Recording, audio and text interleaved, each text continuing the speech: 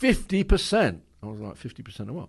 50% of any client that comes through our rehab, we'll give you 50% of what they're charged. And that could be anywhere between £5,000 and £20,000 and £30,000 for this day. So you're going to give me between $2.5 and 15 to 20 grand for every person I refer. Yeah.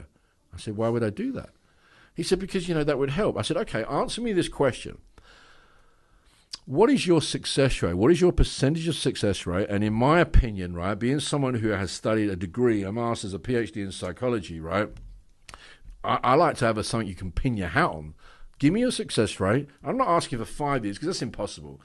But you can track people for a 12-month period of time, right? You can do a snippet trial of, let's say, 100 people, 1,000 people. I just want to know, what is your success rate after 12 months? And his answer was telling. He said, I don't know.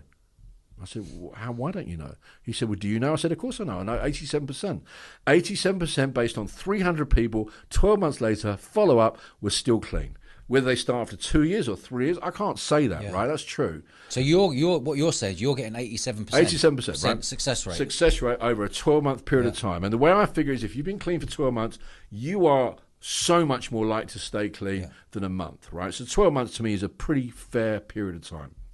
He says, I don't know. I said, why don't you know? He said, because when they walk out the door, we don't have anything else to do with them. I said, you don't have anything else to do with them?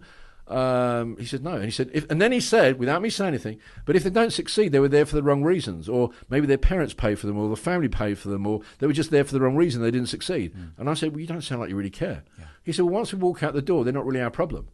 And I went, not in a billion years do I want to, maybe it was just his rehab centers, or I can't speak for every rehab center, but as a conversation with someone who's a director of 5 rehab clinics in the UK,